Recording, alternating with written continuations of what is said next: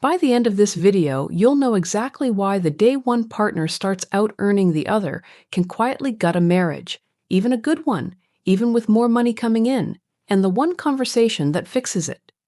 The night Renee got the promotion that made her the higher earner, nobody celebrated. She read the email twice.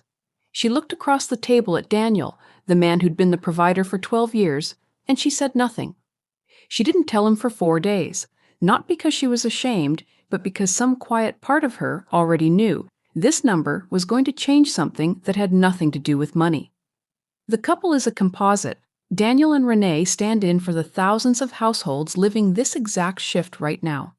Stay with me, because the mistake they made is one you might be making tonight without knowing it. For most of their marriage, the arrangement was invisible, which is how you know it was working. Daniel earned more. Daniel's income was the floor the family stood on.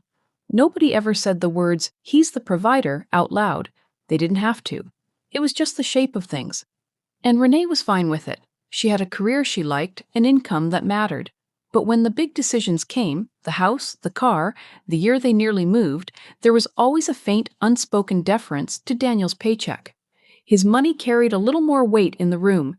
Neither of them noticed, because neither of them had to. Here's the thing, nobody tells you about money roles in a marriage. They're not really about money, they're about identity. And identity is invisible right up until it moves. The shift didn't happen in a day. It happened the way these things always do, slowly, then all at once. Renee's field was growing, every couple of years a step up. Daniel's field was quietly shrinking. Same effort, same competence, but the ground under him was moving the wrong way. And then, one ordinary Tuesday, her direct deposit was larger than his. Not by a little, and the next month it happened again.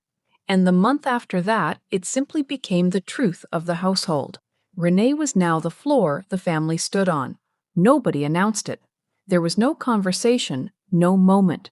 The mortgage still had his name first. The restaurant bill still slid toward him out of habit. But the arrangement that had run their marriage for 12 years had silently inverted, and they both felt it, and neither of them said a word. Silence about money never stays about money. It leaks. It showed up first in Daniel. He started running purchases past Renee that he never would have before. A jacket, a tool, $40 of nothing. She never asked him to. He just started doing it, as if his spending now needed a permission he'd never needed to ask for. It showed up in Renee, too, in the opposite direction. She started making the calls. The school, the contractor, the bank. She handled them now because on some level the bigger earner felt like the one who should. And every time she did, she caught the smallest flicker on Daniel's face. Not anger, something worse. A man watching his own role get quietly reassigned. They were still kind to each other, still a good marriage from the outside.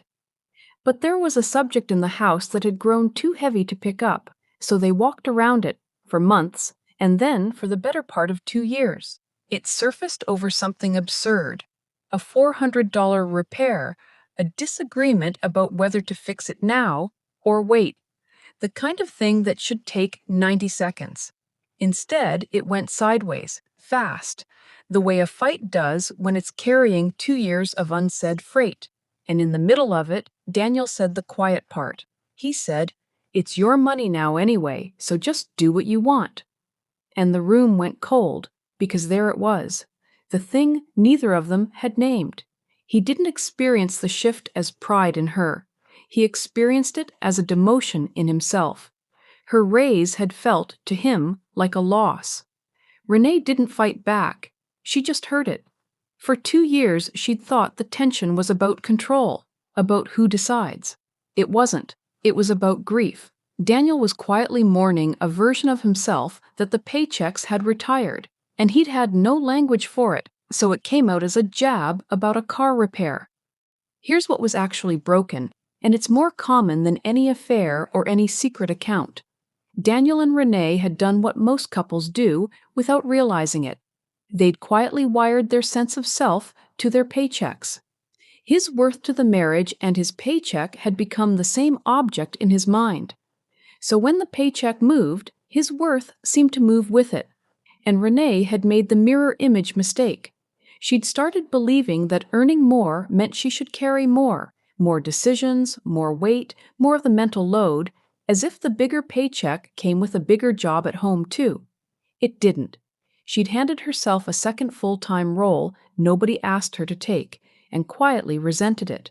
Two people, both good, both trying, both silently accepting a story that said, "The money is who you are." That story is wrong in 100 small ways, and it wrecks more marriages than debt does. Because debt you can see, this you can't until it's 2 years deep. The repair took one honest conversation, and it rested on 3 ideas that any couple watching this can borrow tonight. First, the money is the household's, not the earner's. They stopped saying my income and your income and started saying ours. It sounds small, it's not.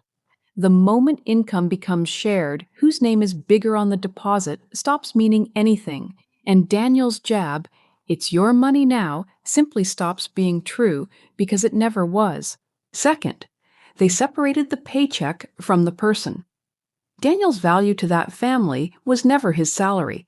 It was the 12 years he'd carried them, the father he was, the partner he'd been in every year. The money went the other way. Renee said it out loud, because he needed to hear it said, not assumed.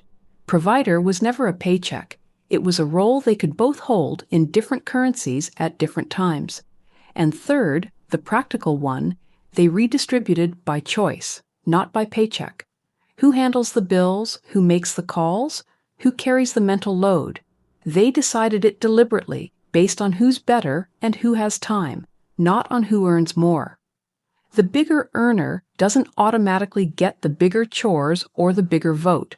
Untangling those two things, income and labor, income and worth, is the whole repair. Nothing about their finances changed. Renee still earns more. The direct deposits didn't move back. What changed was the story they told about those numbers, and that turned out to be the only thing that had been broken. Daniel buys the jacket now without the little ritual of permission. The decisions get made by whoever's better suited, not whoever's richer, and the phrase, "the provider," quietly retired for good because they finally understood it was never a job one person holds. It's something a marriage does, together, in whatever currency each person has that year. If you're the one who started out earning your partner and the house has gone a little quiet, that quiet is not nothing.